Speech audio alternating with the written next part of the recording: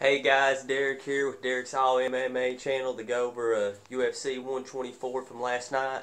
I want to apologize for not getting my UFC 124 predictions out there. I done the video on Thursday night, tried to upload it to YouTube, and for whatever reason I was having a problem getting it uploaded. But nonetheless, I'm here to do a recap video and hopefully won't have any problems getting this video uploaded.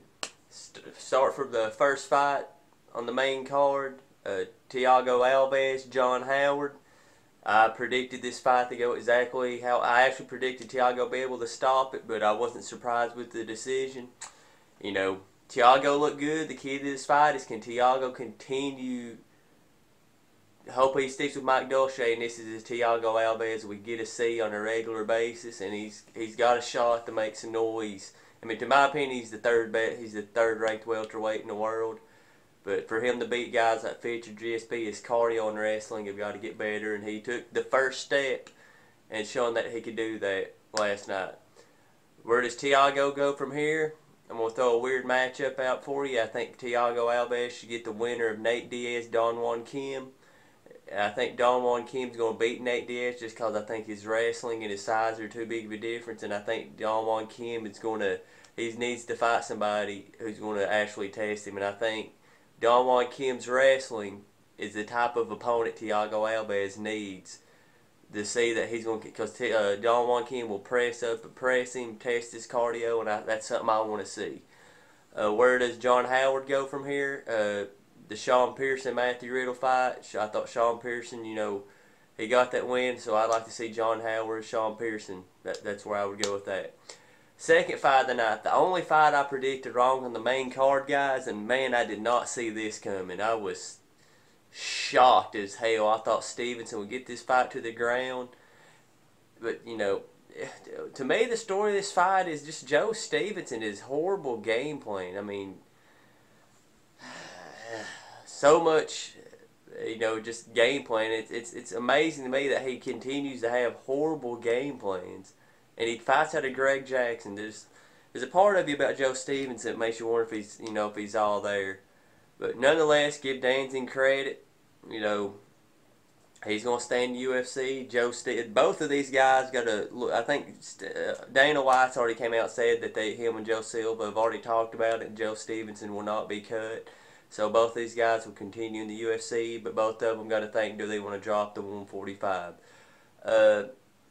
Matt Wyman, Cole Miller fighting at the Fight Night for the Troops. I think the winner should get Danzig, because I'm not against seeing the Danzig-Wyman fight again after what happened the last time they fought, and the loser against Stevenson if they both decide at 155. Alright, third fight of the night. Jim Miller is now officially the most overlooked fighter in mixed martial arts, and I'm going to tell you why. Last night I made quite a bit of money on this fight. Jim Miller was a 1.5 underdog to Charles Oliveira. When I pulled up sportsbook.com, guys, and I saw this, I was like, holy shit, you got to be kidding me. Jim Miller is the underdog to this guy. Not that Oliveira's a bad fighter, but he's young, he's green. When Jim Miller got that submission, I was pumped up, made some money off of this event. It's really the lightweight division with the WEC merger going on right now. It's going to be interesting to see how it works itself out, because there's multiple guys who you could say deserve a title shot. Where does Jim Miller go from this submission win over Charles Oliveira? I see Miller. There's only two fights that make sense. I could see Miller fighting the loser of Maynard Egger, or I could see him fighting Soteropoulos. The Soteropoulos gets by Seaver, which he should. See George Soteropoulos, Jim Miller fight for #1 contender. The two ways you could go with that. Charles Oliveira, Thiago Tavares. That's where I want to see. I think the clash of the Brazilian Jiu-Jitsu style. And I think that should have been the fight. I think of Oliveira getting the Jim Miller fight last night was too much too soon. Nonetheless, fourth fight of the night, we didn't have a co-main event on this card, was the Sean McCorkle Stephen Struve fight. You know, McCorkle took him down, which was not really surprising if you look at it, but he got a nice Kimura, which I thought the way Struve was handling his face, you could tell he was going to be able to get out of it. And then, it was, as I predicted, what would happen. Struve would eventually get the win. McCorkle, I see him having a fight like Morecraft for a loser leaves town match next. Stefan Struve, I think for me, the thing that makes the most sense for him, and just because the heavyweight division, it's so hard to pair up a lot of these guys once you get outside the top 5 guys, is I'd like to see Struve and Big Nog. I think it'd be a good fight for Big Nog to come back and get a good solid win when he's ready to come back. Let me know what you guys think about Stefan Struve, Big Nogueira. I'd like to see that. Main event of the night, GSP, Josh Koscheck. GSP looked good again. I'll say this for Josh Koscheck. You're hearing a lot that George St. Pierre wanted to keep this fight on his feet. He wanted to throw Koscheck off. From my opinion, from what I saw in the fight, GSP tried to take Koscheck down. He just wasn't having any success. So Koscheck definitely worked on keeping this fight on the feet, but as I've said, and everybody keeps forgetting that GSP's got great stand up, and he proved it, even though he just used a simple jab basically the whole fight. Cut open Koscheck. I really would have liked to saw the finish, but we didn't get it.